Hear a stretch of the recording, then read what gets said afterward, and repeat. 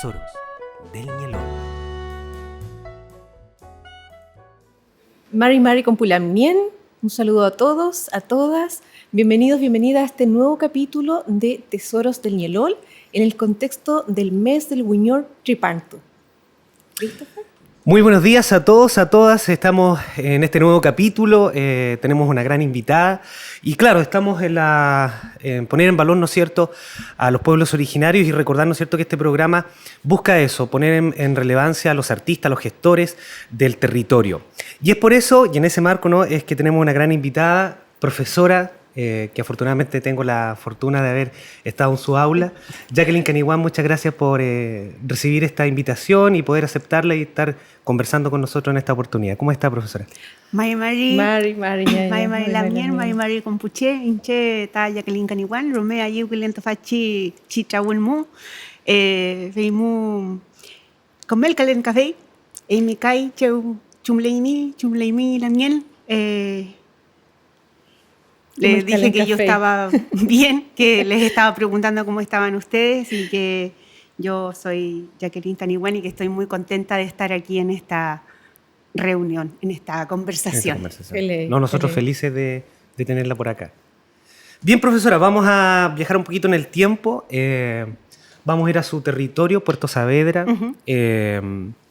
Algo ya nos conversó el otro día que tuvimos un pequeño encuentro, un video encuentro, sobre ese territorio donde hoy se emplaza la ciudad de Puerto Saavedra, pero que tuvo otros nombres y donde su familia es fundamental también en aquella zona lafkenche. Cuéntanos un poquito de ese territorio maravilloso que usted ama tanto. Bueno, Puerto Saavedra es actualmente Puerto Saavedra que tiene un nombre errado, según mi concepción. No es posible que un pueblo lleve el nombre de un genocida, de una persona tan terrible, Saavedra, claro. y que genera tanto dolor en el recuerdo y en la memoria de la mayoría de los que descendemos de las personas que tuvieron que enfrentarlo a fines de 1880. Hay muchos relatos sobre la violencia con la que llegó Cornelio Saavedra. Antes de llamarse Puerto Saavedra se llamaba Bajo Imperial, más o menos hasta la década del 40, y previo fue llamado La Misión, porque era una misión capuchina. Pero previo a la misión, Puerto Saavedra, los pueblos, digamos, los grupos que habitaban allí se ubicaban en Las Vegas, de allí que el nombre más antiguo es un nombre de Rulumapú, sería la tierra de Las Vegas, ¿no? El territorio de Vegas. Es un nombre que hemos estado tratando de relevar, al menos yo personalmente ya hace 4 o 5 años. Hay también información histórica y datos, están los mapas hechos por Gregorio Urrutia cuando hacen los loteos y cómo se divide en ese terreno, y ahí aparece efectivamente el nombre que le daba la gente mapuche de la época, y de entre eso yo tengo el honor de pertenecer a las familias que vivían en ese espacio y que tristemente fueron movidos hacia los cerros. Mi mamá tenía una frase, decía, nosotros antes éramos Ruluche y después nos convertimos en Huinculche. Es decir, éramos primero gente de La Vega y después pasamos a ser gente de los cerros. A raíz, digamos, de esta incursión que fue del ejército chileno. O sea, no fue no estamos hablando aquí de la guerra con España, sino estamos hablando aquí 130 años atrás. Sí. Antes de ayer, prácticamente. Claro. Lamien, y después de haber pasado, bueno, toda su infancia en este lugar maravilloso, en la tierra, en el Lafken Mapu, usted, tengo entendido, estudia en colegio, en escuelas rurales, muy apegada a su mamá, sí. y luego empieza a nacer en usted una virtud, un objetivo, un sueño de seguir estudiando, ¿cierto? Y para poder seguir estudiando tuvo que trasladarse a la ciudad de Temuco. ¿Cómo fue eso? Lo que pasa es que mi mamá no sabía leer ni escribir, y ella se dedicaba a la medicina y es un nombre muy importante en toda la costa por su labor como machi, como médica dedicada a las hierbas medicinales durante toda su vida.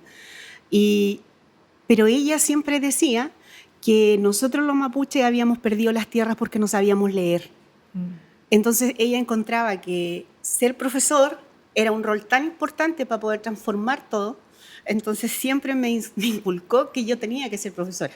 Entonces la única manera de poder acceder a una buena educación era salir de Puerto Saavedra, claro, y era salir a la enseñanza media, no pensar en la universidad, sino que si estábamos pensando en la posibilidad de la universidad, había que pensar en salir en enseñanza media. Antes. Entonces fue bien previsora en ese sentido. Entonces yo vine a estudiar acá a Temuco, un colegio de religiosas, de mujeres, y era un internado. Al principio a mí me costó muchísimo porque... El choque cultural. Sí, y el encierro. El encierro, porque me había criado... Usted estaba volcada hacia sí, claro. Nosotros nos pasábamos buscando remedios con mi mamá y de repente llegar a un espacio que estaba cerrado, que estaba... y que uno llegaba los domingos y se iba los viernes y no había... Yo no conocí Temuco en los 4 años de enseñanza media, conocí Temuco cuando entré a la universidad. Antes no, mi tránsito era... Además que los padres conversaron con los choferes de micro para que nos dejaran en el internado, entonces ni siquiera nos bajábamos en el terminal ni en la plaza, nada, era colegio, casa, cero posibilidad. Pero fue una muy buena, a pesar del encierro y de la distancia, en esos tiempos que estamos hablando que todavía no había asfalto, que las rutas eran más complejas. Y llegar a Puerto Saavedra el fin de semana era una odisea de 3 horas, más o menos. Sí, 3 horas. Pero aún así, yo sabía que era lo que... Era lo correcto. Era lo que había que hacer. No había otra manera. Y eso era, y hasta el día de hoy yo digo que, bueno, que perdí varias cosas, por supuesto, perdí mucho.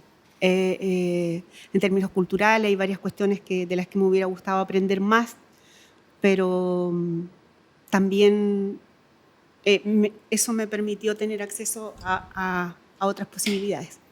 Profesora, ahí, honrando labia lo que decía su madre, termina la enseñanza media y el objetivo era pedagogía. En castellano. Sí. También, ¿no es cierto?, por la idea de que el profesor o la profesora sí podía hacer el cambio y usted lo tenía instalado ya en la cabeza, ¿no?, desde pequeña. Y pedagogía en castellano en la UFRO es la opción. Opción que no había otra opción. No había otra opción. No había otra opción porque si bien yo tenía como el sueño de estudiar en la Universidad de Chile, las posibilidades económicas eran muy lejanas. De pueblo, pensar la capital. Y en eso estamos pensando que son los 90, que todavía no hay becas, todavía no hay las posibilidades que mucha de nuestra gente tiene en estos tiempos. Entonces, la manera era endeudarse con el crédito universitario. Que eso era la posibilidad, no había otra posibilidad. Entonces yo entré a la UFRO y me cambió la vida absolutamente. O sea, ya para mí ese periodo es sumamente importante y decidor en términos políticos, en términos artísticos y profesionales, porque a partir de la universidad, bueno, yo por una parte entro al ámbito de la lingüística y por otra parte la poesía y empiezo a transitar en estos dos caminos que he llevado a lo largo ya de toda mi vida. Ahora, en ese espacio hay algo previo, me imagino, a estas complejidades que sería la lingüística, que sería la poesía, sino también encontrarse con otros, ¿no? Por supuesto, porque... Con la cultura, porque venía saliendo del liceo, me imagino, donde no existía esa posibilidad. Y la universidad le presenta este otro claro, lo que pasa escenario. Es que lo que ocurre ahí con la vida en la universidad es que uno se encuentra con gente que está pensando como uno, pero además yo creo que la universidad se transforma como en el gran espacio del proceso de reetnificación que muchos mapuches jóvenes comenzábamos a vivir, porque nosotros somos de la generación que se avergonzaba de ser mapuche. Yo vengo de esa generación. Yo vengo de la generación en que, sabiendo hablar mapuzungún, no quería hablar mapuzungún. Cuando mi mamá me venía a visitar a Temuco y ella quería hablar solo mapuzungún en la calle, yo le decía que no, por favor. Entonces, cuando yo entro a la universidad, me doy cuenta que que es muy valioso ser bilingüe, por ejemplo. Y no solamente por lo no solamente el bilingüismo entendiéndolo como una opción política, sino porque lo que significa también biológicamente para un cerebro tener el conocimiento de más de una lengua. Eso ya como lingüista, claro, yo tengo ahí muchas justificaciones del valor del bilingüismo y el plurilingüismo en el cerebro humano. Entonces, a partir de ahí se produce, digamos, como toda esta... este es un crecimiento muy, muy grande y a mí me hace revalorar y reencontrarme conmigo, con mi historia, con mi familia, con mi mamá. Nosotros vivíamos mi mamá y un tío, que era hermano de mi mamá, un tío soltero.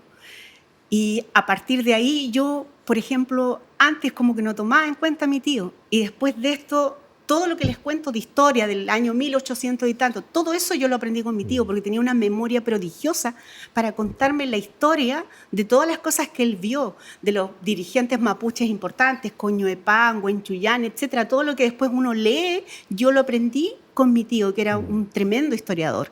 Entonces, pero eso lo vine a entender después. Yo siempre digo que entre los 14 y los 18 como que uno estaba solo pensando, no sé si... Bueno, también era adolescente, ¿no? Pero ya al entender que ser mapuche era sumamente valioso, si antes nunca me había avergonzado de ser mapuche, así cuando alguien me preguntaba, yo no tenía problema en decirlo, pero aquí ya se transformó como en un estandarte y claro, ya se toma, ya no es solamente una cuestión que tiene que ver con lo étnico, sino también es una opción política. O sea, me paro de esta forma frente a todo lo que hago. Y eso ocurre, digamos, a partir de los 18, 20 años en adelante. Y de ahí todas las opciones que he hecho, tanto laborales como familiares, etcétera, están muy relacionadas, digamos, con el mundo rural y con mi origen. También, además, claro, en esos años le tocó justo una época como de fermento, estaban pasando muchas cosas a nivel país, el retorno a la democracia, sí, el Consejo de todas las Tierras, distintos tipos de organizaciones, asociaciones mapuches que se estaban levantando, el Huequintún ahí sí, en la UFRO, las becas, la creación de la ley indígena, sí, o sea, estaban pasando muchísimas cosas a nivel nacional y usted justo, bueno, tocó ese espacio del Huequintún, que yo imagino de haber sido un espacio... El Huequintún era un espacio muy, muy interesante porque además aglutinaba a los jóvenes mapuches que habíamos accedido a la universidad, que éramos muy pocos. O sea, si nosotros pensamos ahora en el porcentaje de estudiantes mapuches que tiene la Universidad de la Frontera, que está bordeando el 25%, es muy alto. Nosotros en esos tiempos, cuando la universidad tenía 5.000 estudiantes, nosotros éramos 200, ni siquiera alcanzábamos a hacer el 10%, éramos la nada mismo. Y entonces ese grupito se empezó a reunir en el Huequintún. Yo les comentaba, ahí estaban como lo que yo llamo los grandes pensadores de las distintas ideologías políticas que hay actualmente, ¿no? Pablo Marimán, Víctor Naguil, dirigentes como Marcial Colín, como Miguel Melín, mujeres valiosísimas como Gloria Marivil, como la familia Quilaqueo también, eran... las personas a las que nosotros, los más chicos, como que de alguna manera seguíamos. Entonces, así fue. Y también ahí también comienza, bueno, como ahora, ¿no? Las celebraciones pequeñas en esos tiempos del Buñol Tripanantú, desde las distintas perspectivas. Bueno, se producían también roces porque, no sé, en la costa celebramos de una manera, los cordilleranos de otra. Claro. Entonces, hay como todo un tema. Todavía en ese tiempo habíamos bastantes estudiantes que sí hablábamos mapuzungún. Eso yo lo he visto menos ahora, claro, pero en esa época... Hay una identificación mayor en lo político, pero menos desde la lengua. Ahora hay mucha más identidad política de la que nosotros vivimos, pero sí habíamos todavía muchos que todavía teníamos conversaciones y incluso recuerdo que hacíamos actividades como talleres de música, los muchachos un tiempo les dio todos por andar con manta, distintas cosas que son como también como anecdóticas dentro de una sí, reconstrucción. Y yo creo que era una reconstrucción y un reencuentro, porque estaban los estudiantes mapuches que venían de la ciudad como de Santiago, de Valparaíso, de distintas partes, y estábamos nosotros que veníamos del mundo rural. Entonces era como el encontrarse en lo rural con lo urbano, y nosotros aprendíamos del mundo urbano y también los muchachos aprendían de lo que nosotros manejábamos en el mundo rural. Profesora, bueno, ahí está esa beta con lo político, con la identificación cultural, pero también está esta otra pasión suya que es la poesía. Hay un encuentro bien significativo en su época universitaria que marcó también solidificar la pluma en torno a la poesía. Cuéntenos un poquito de ese contexto, qué personajes nacionales aparecieron por ahí. Bueno, esa es yo digo que he tenido mucha suerte en la vida en realidad, porque me ha tocado estar siempre con los personajes más increíbles, tanto en lo político, en el ámbito académico en el que me desenvuelvo y en el mundo poético. Yo tuve la suerte de compartir la poesía con el Licura Chihuahilaf. Yo estaba creo como segundo año de universidad cuando lo conocí, y en ese tiempo era muy asequible. Él trabajaba en el Centro de Documentación Mapuche Ligüen, y nosotros llegábamos ahí, la mayoría de los estudiantes mapuche, tanto por la biblioteca que tenía el Centro Ligüen como por el poeta. Entonces yo fui a mostrarle lo que yo escribía. A Licura en ese tiempo le gustó muchísimo, y a partir de ahí se inició una relación de amistad que ha perdurado a partir de los años, a pesar de ya que pasaron muchísimos años. Y comencé a participar mucho como del mundo poético también temuquense. En ese tiempo estaba Guido Eitel, por ejemplo, que para mí es un gran referente. Yo creo que uno de los grandes escritores de esta región ha sido Guido Eitel, con estas obras increíbles del ámbito de la prosa. Por ejemplo, este libro Casas en el Agua, que es una cuestión maravillosa que relata la fundación de cualquier pueblo de esta región. Está tan bien trabajada, tiene un estilo tan propio. Entonces era también no solamente compartir con, en este caso, los poetas mapuches, sino también con el círculo de la poesía regional, del mundo de la escritura regional.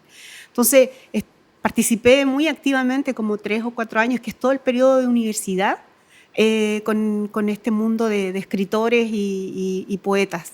Y participaba también de las reuniones, las tertulias y como todo esto, que era muy, muy interesante. Yo ahora lo pienso y digo, o sea, haber compartido con todos ellos. Y ahora el Licura es Premio Nacional de Literatura. Sí. Bueno, y Guido para mí sigue siendo uno de los grandes referentes de la escritura nacional, creo yo. Profesora, pero hay una anécdota, Jessica, en este mundo de la poesía de la profesora, que la profesora vendía poemas cuando estaba en el liceo. Ya se había dado luces de eso en la época secundaria, ¿no? Sí, lo que pasa es que a mí se me da bien escribir, pues entonces escribía cartas de amor. Y como las compañeras no les quedaban tan bonitas las cartas, entonces me pedían que yo las hiciera, y yo hacía cartas de amor y cobraba 50 pesos. ¿Y ahora cuánto cobra? No, ahora no cobro. No, pero una bonita época. Entonces quedaron varios matrimonios producto de esas cartas. Mire. Ah, bueno. Sí. No sé si estarán juntos todavía, pero sí.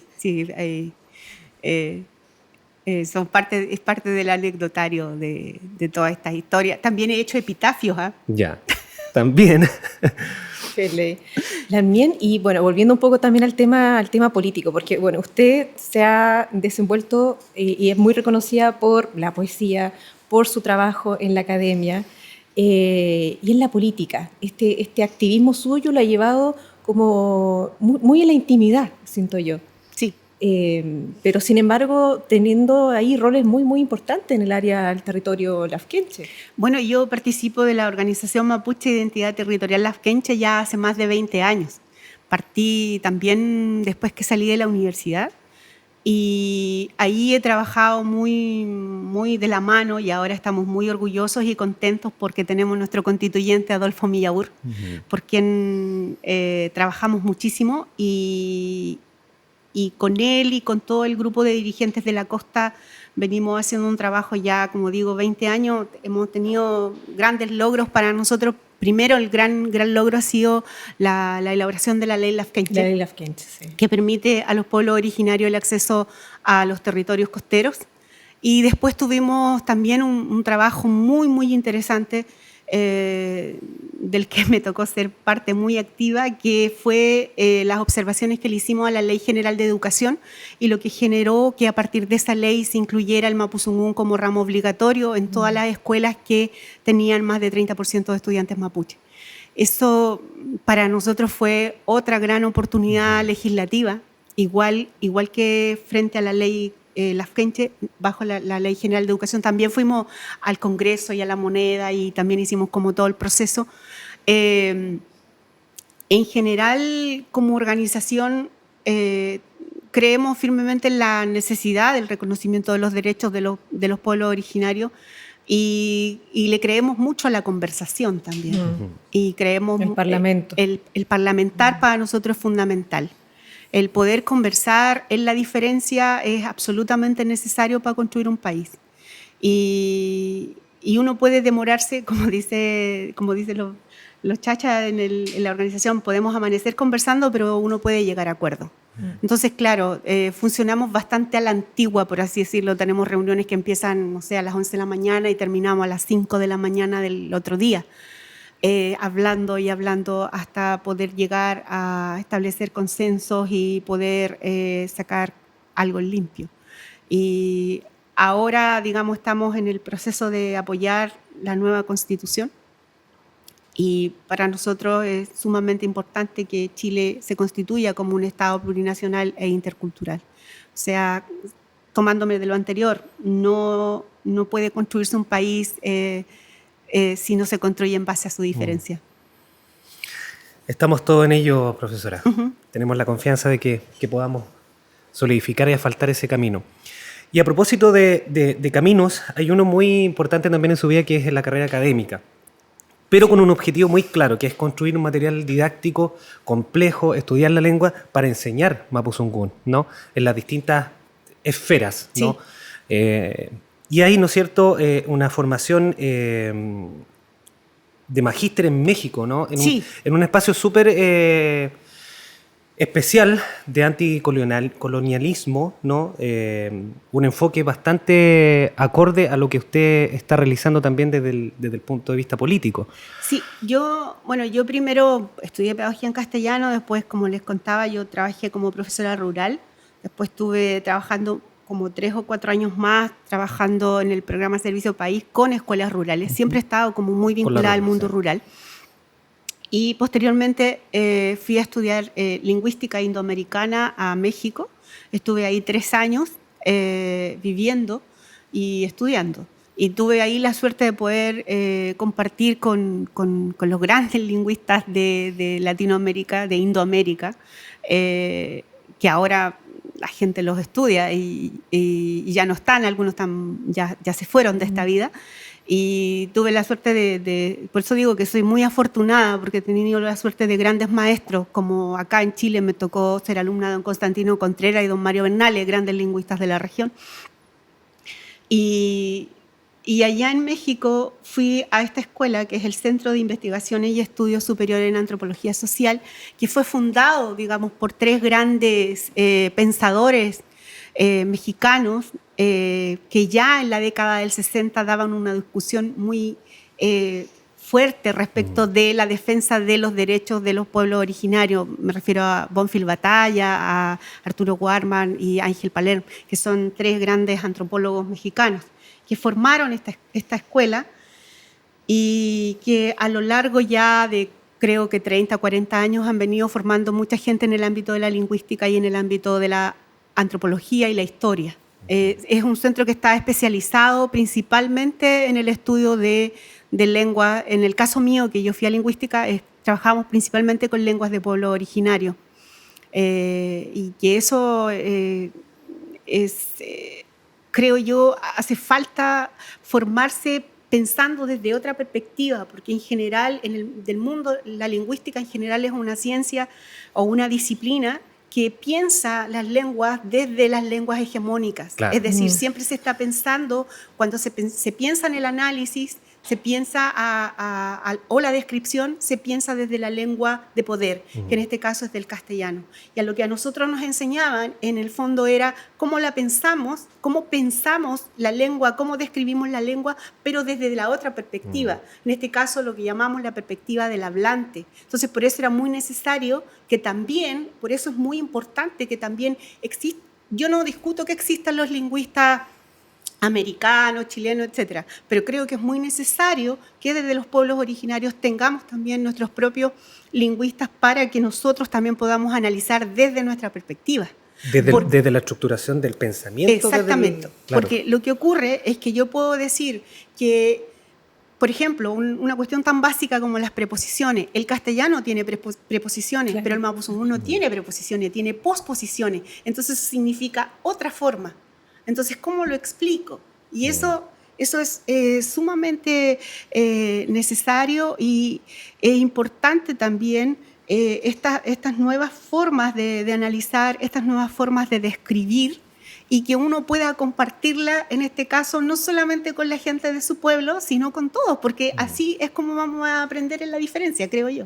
Sí, ese debe ser el motivo por el cual se ha hecho también bastante difícil poder enseñar el mapuzungún, porque generalmente, bueno, yo también he tomado cursos, y se nos viene dado bajo esa, como la gramática que usa la lengua castellana, ¿cierto?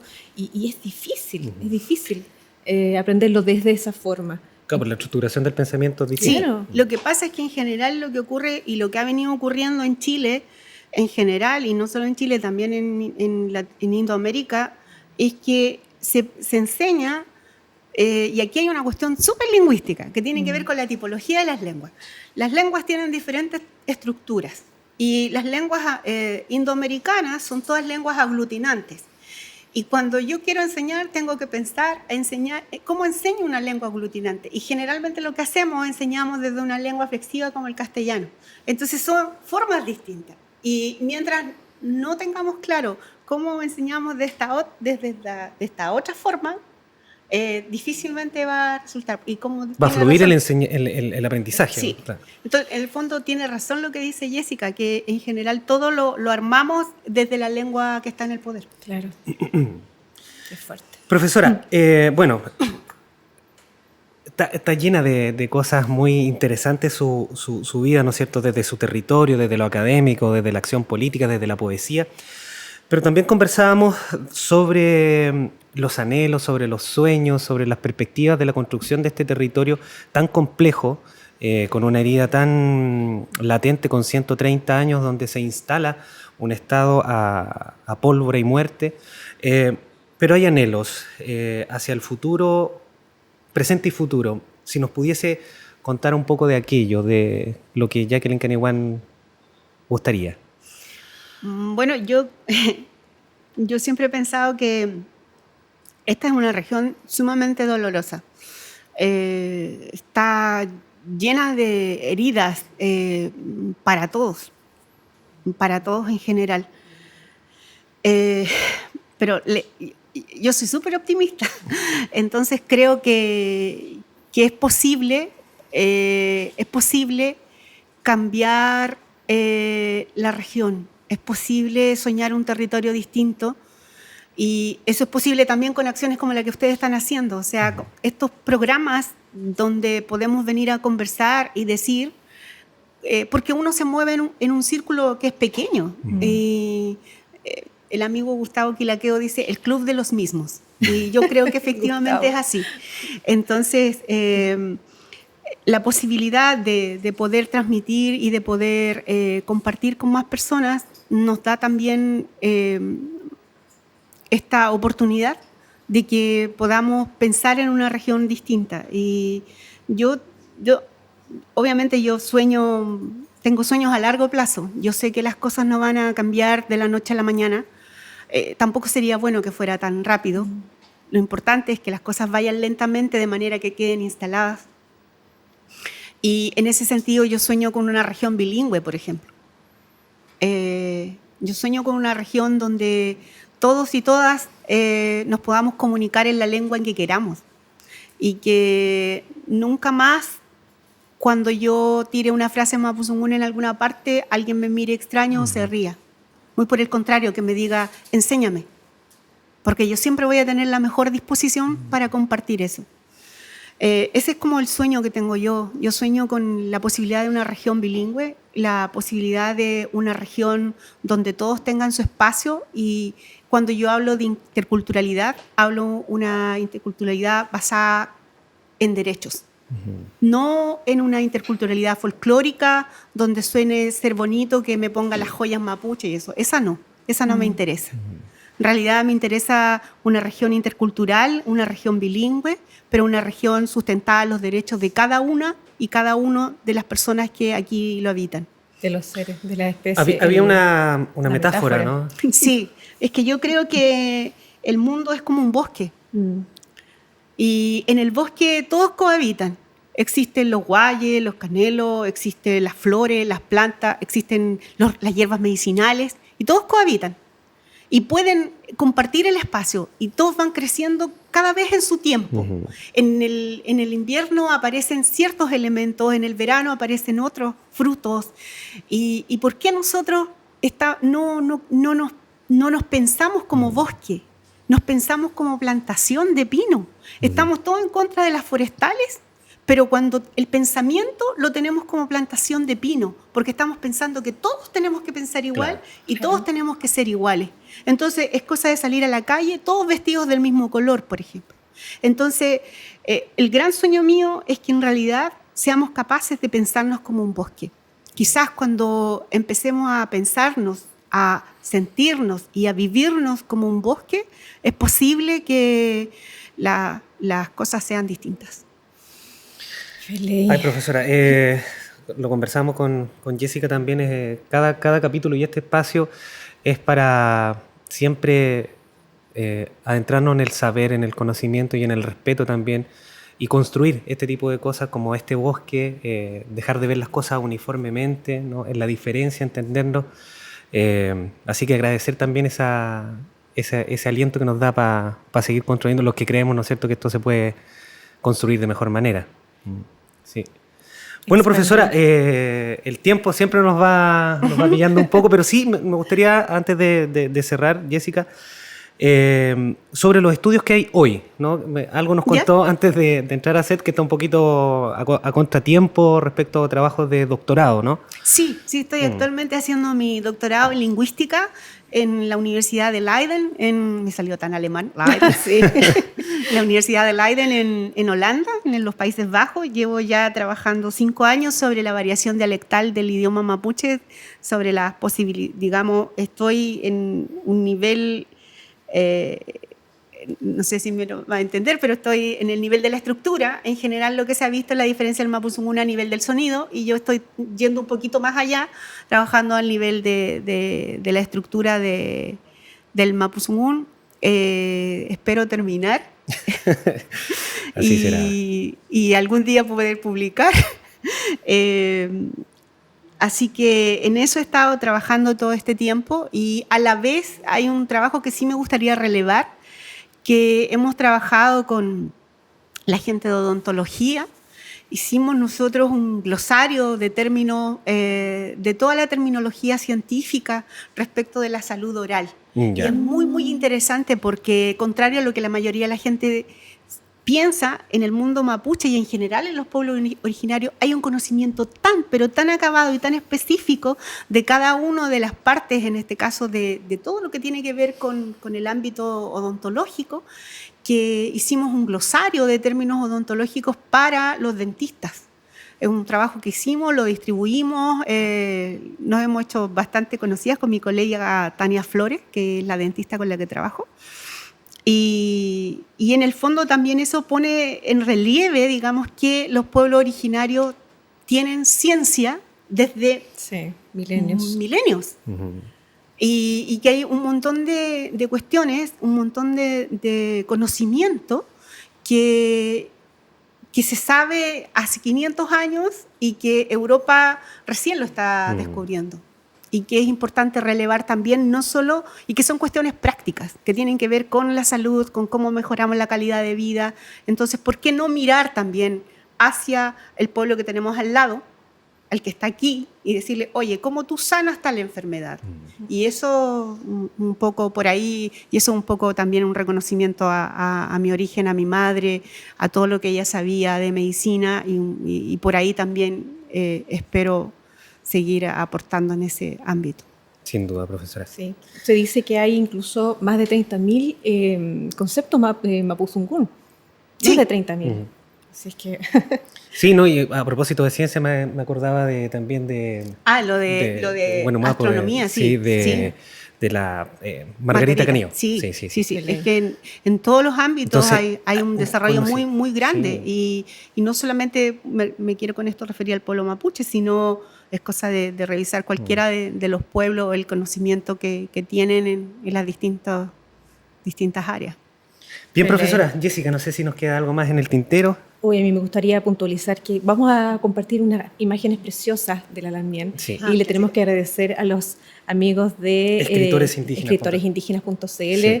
que nos facilitaron imágenes preciosas suyas ¿no? que van a acompañar esta transmisión. Y por mi parte, ñaña, yo siempre muy feliz de poder escuchar su relato, su trayectoria. Habían anécdotas de su vida que yo no sabía, que ahora todo el mundo lo va a saber. Y que yo agradezco mucho ese crecimiento, esa claridad y esa oportunidad que nos da para poder expandir la conciencia y vernos reflejados y acercarnos más a este Anumka, a este bosque nativo, a este Mahuizantu, y dejar de mirar el monocultivo y la monocultura como una única forma de vivir y coexistir. Así es que Mañum Lamien. Feleimai. Gracias, profesora. Para mí es una felicidad poder encontrarnos, de reírnos, de compartir nuevamente. Sepa que este espacio está en función, como usted bien dice, de construir. Bueno, recordarles también que esta es una iniciativa que surge desde la Secretaría Regional Ministerial de las Culturas, las Artes y el Patrimonio, en convenio con la Corporación de Desarrollo Araucanía. Se transmite este programa a través de Facebook Live de Culturas La Araucanía, Pabellón Araucanía y los YouTube de Pabellón Araucanía y Culturas La Araucanía. Y nuestro formato ahora que se va a transformar esta conversación en podcast. Entonces lo puede ir escuchando, ¿no es cierto?, con sus audífonos, en el auto, qué sé yo. Maravilloso. Sí. Así que en Spotify, ahí vamos a estar. Sí, Tesoros del Ñelol. Y ahí van a estar. Bueno, ya están arriba los primeros capítulos. Perfecto. Sí. Eso, profesora. Feliz. Muchas gracias. Bueno, nos despedimos, Jessica. Nos vemos en el próximo capítulo. Muchas gracias y hasta pronto. Peucayal. Peucayal con Pulamien. Muchísimas gracias.